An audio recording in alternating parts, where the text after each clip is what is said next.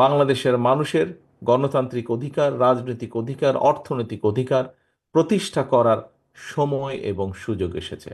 অর্থাৎ যেই গণতান্ত্রিক প্রক্রিয়ার মাধ্যমে বাংলাদেশের মানুষ তাদের ভবিষ্যৎ নেতৃত্বকে, কারা এই দেশের নেতৃত্ব দিবে, কারা বাংলাদেশের মানুষের রাজনৈতিক অধিকারকে প্রতিষ্ঠিত করবে, কারা বাংলাদেশের মানুষের, সাধারণ মানুষের, প্রান্তিক মানুষের অর্থনৈতিক মুক্তি অর্জনে সহযোগিতা করবে, সেই নেতৃত্বকে বাছাই করার সময় এসেছে।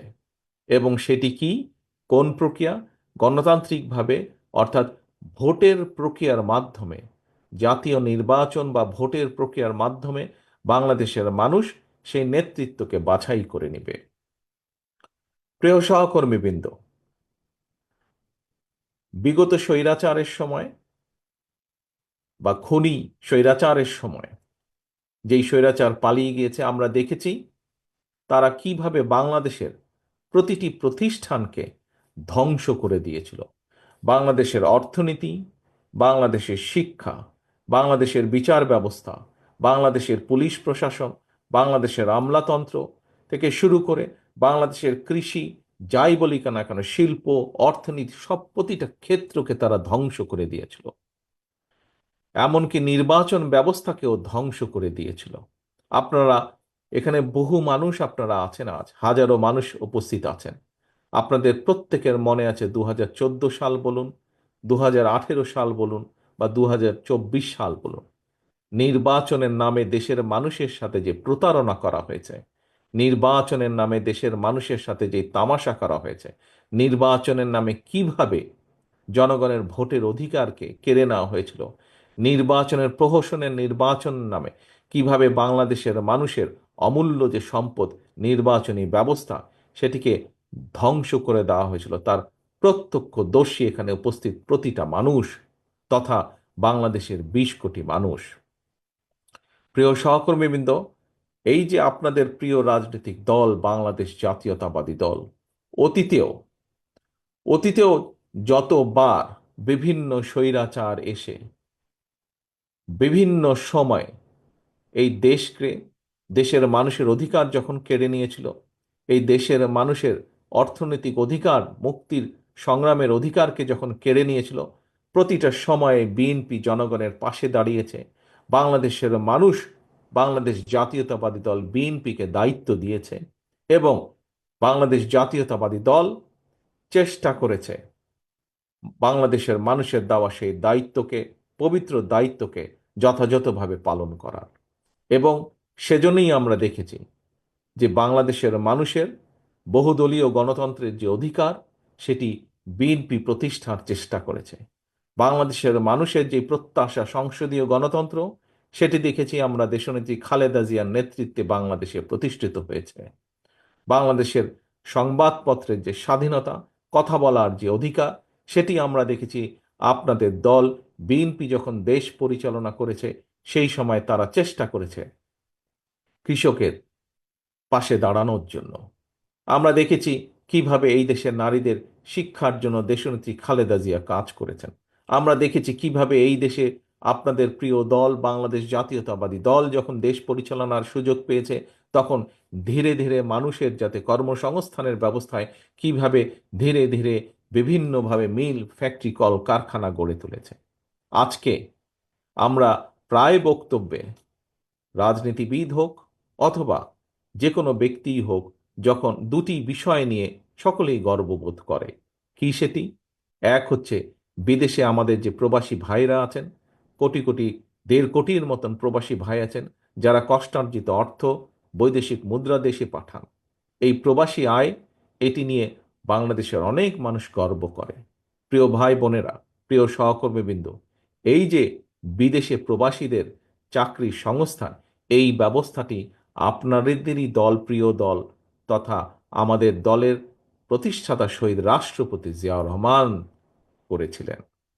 একই সাথে যেই গার্মেন্ট শিল্পের কথা আমরা বলে থাকি, যেই গার্মেন্ট শিল্পের জন্য সারা বিশ্বে আজকে বাংলাদেশ পরিচিত, সেই গার্মেন্ট শিল্পেরও যাত্রা শুরু করেছিলেন শহীদ রাষ্ট্রপতি জিয়াউর রহমান। কাজেই এই দুটি উদাহরণ থেকে এরকম আরো অনেক দেওয়া যায়, যেহেতু সময় কম। এই দুটি উদাহরণ দিয়ে আমি যেটি বোঝাতে চাইছি আপনাদের কাছে, যে বাংলাদেশকে এগিয়ে নিয়ে যাওয়ার জন্য, বাংলাদেশের মানুষকে সামনের দিকে এগিয়ে নিয়ে যাওয়ার জন্য যতগুলো উদ্যোগ, শিক্ষার ব্যাপারে হোক, স্বাস্থ্যের ব্যাপারে হোক, অর্থনীতির ক্ষেত্রে হোক, ভোটের অধিকারের ক্ষেত্রে হোক, প্রত্যেকটি ক্ষেত্রে কম বেশি আপনাদের দল বিএনপি, বাংলাদেশ জাতীয়তাবাদের দলের অবদান আছে। প্রিয় সহকর্মীবৃন্দ, একটু আগে যেটি বলেছিলাম কথা, যে আমরা দেখেছি কিভাবে বিগত 15 বছর পালিয়ে যাওয়া খুনি স্বৈরাচার দেশের প্রতিটি প্রতিষ্ঠানকে ধ্বংস করে দিয়ে গেছে।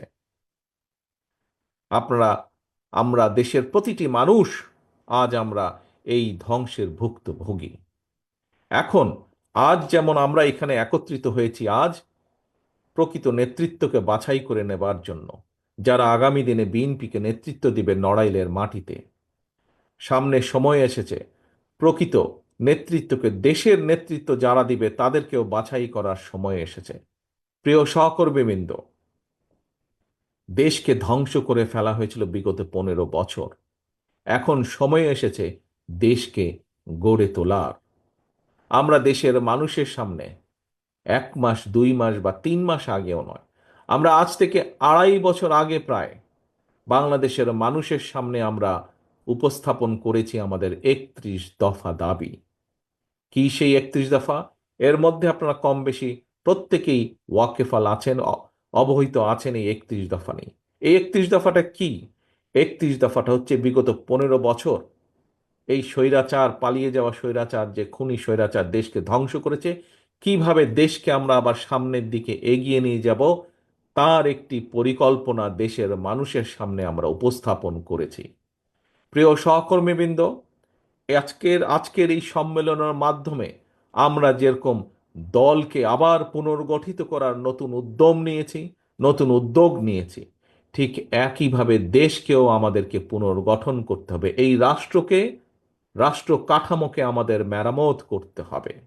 কারণ বাংলাদেশের মানুষ অতীতে দেখেছে, কম বেশি যতটুকুই সম্ভব হয়েছে, বাংলাদেশ জাতীয়তাবাদী দল, এই আপনাদের প্রিয় দল, এই দলই দেশের মানুষের জন্য, দেশের জন্য কাজ করেছে।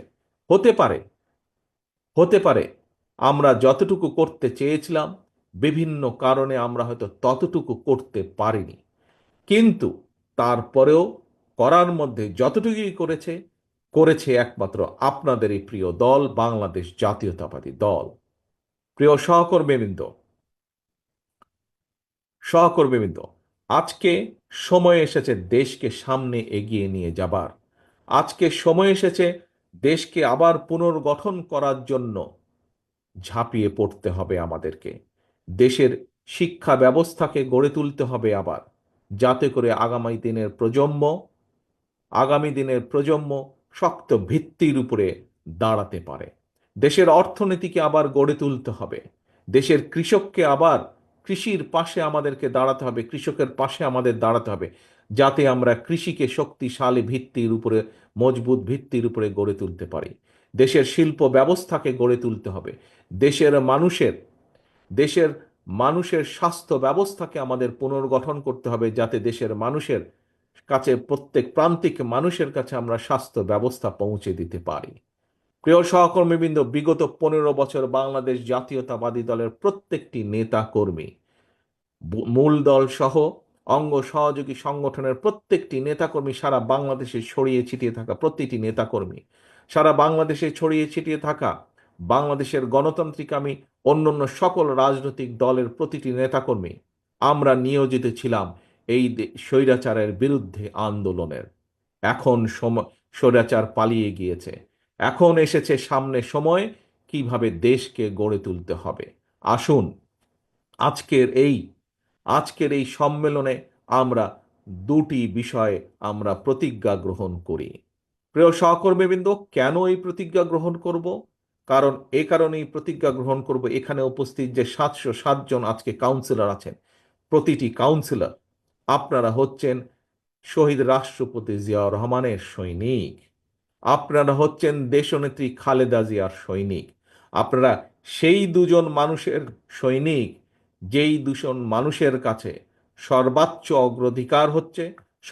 অগ্রাধিকার হচ্ছে বাংলাদেশ, বাংলাদেশ এবং বাংলাদেশের মানুষ।